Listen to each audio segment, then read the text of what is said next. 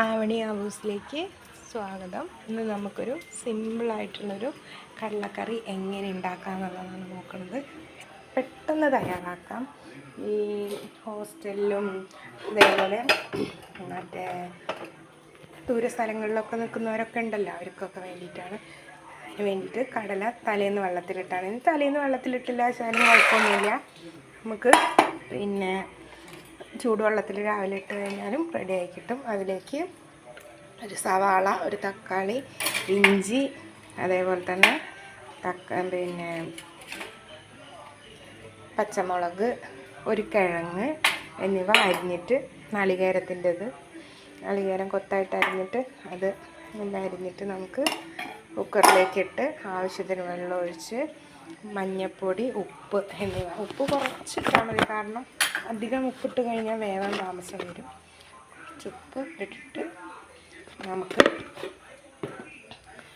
Cooker അടച്ചു വയ്ക്കാം. നാളികേരം അരച്ചിട്ടും വറുത്തരച്ചിട്ടും ഒക്കെ ഉണ്ടാക്കാം നമുക്ക്. പക്ഷെ ഇന്നിപ്പോൾ നമ്മൾ ഇങ്ങനെയാണ് ഉണ്ടാക്കുന്നത്. പെട്ടെന്ന് ഉണ്ടാക്കാമെന്ന് കരുതിയിട്ടുള്ളതാണ് ഉണ്ടാക്കുന്നത്. കടലക്കറി റെഡി ആകുമ്പോഴേക്ക് നമുക്ക് ദോശ തയ്യാറാക്കാം. ഉഴുന്നിട്ട് തലേന്ന് തന്നെ അരച്ച് വെച്ച ദോശയാണ്. ദോശ നമുക്ക് തയ്യാറാക്കാം. ദോശ നമുക്ക് റെഡിയാക്കാം.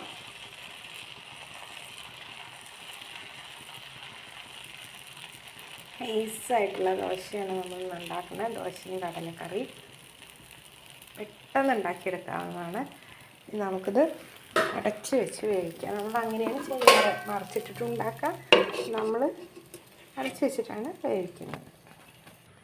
നമ്മുടെ കടല വെന്തിട്ടുണ്ട്. കടലയും സവാളയും തക്കാളി, നാളികേരത്തിൻ്റെ കൊത്ത്, പച്ചമുളക്, ഇഞ്ചി എന്നിവ വെന്ത് റെഡിയായി വന്നിട്ടുണ്ട്. നമുക്ക് അടുപ്പിലേക്കൊരു ചീനച്ചട്ടി വെച്ച് അതിലേക്ക് വെളിച്ചെണ്ണ ഒഴിച്ചു കൊടുക്കാം.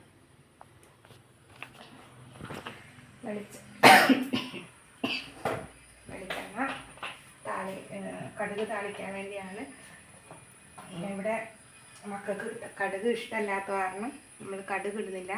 മുളകും ഒരല്ലി കറിവേപ്പില മാത്രമേ ഇടുന്നുള്ളൂ. കടുക് കുട്ടികൾക്ക് ഇഷ്ടമല്ല, കാണുമ്പോൾ അവർക്ക് ദേഷ്യമാണ്. അപ്പോൾ അതുകൊണ്ടാണ് നമ്മൾ കടുക് ഇടാത്തത്.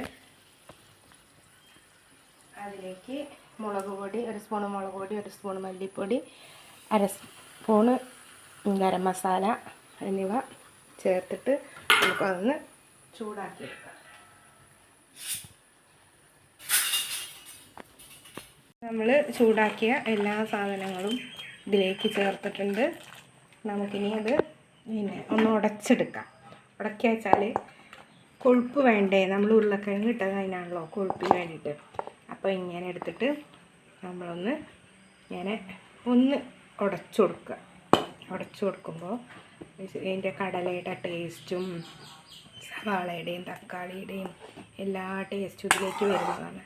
അപ്പോൾ നമുക്ക് ഇതിലേക്ക് തിളച്ച് വെച്ചതിന് ശേഷം നമുക്ക് ഒന്നുകൂടി ഒന്ന് ചൂടാക്കി എടുക്കാം. കറി ഒന്നും കൂടി ഒന്ന് ചൂടാക്കിയിട്ട് എടുക്കാം. നമ്മൾ ചൂടാക്കി എടുത്തിട്ടുണ്ട്. അപ്പോൾ നമ്മുടെ ദോശയും കടലക്കറി റെഡി ആയിട്ടുണ്ട്. അപ്പോൾ എല്ലാവർക്കും ഇഷ്ടമായാൽ നമ്മുടെ ദോശയും കടലക്കറി റെഡി ആയിരിക്കുകയാണ്. ഇതിൽ വേണമെങ്കിൽ മല്ലിച്ചപ്പും ചേർക്കാം കേട്ടോ. അപ്പോൾ എൻ്റെ കയ്യിൽ ഇല്ലാത്ത കാരണം ഞാൻ ചേർത്തിട്ടില്ല. അപ്പോൾ എല്ലാവർക്കും ഇഷ്ടമായാൽ ലൈക്ക് ചെയ്യുക, സബ്സ്ക്രൈബ് ചെയ്യുക, കമൻറ്റ് ചെയ്യുക കേട്ടോ. Okay, thank you.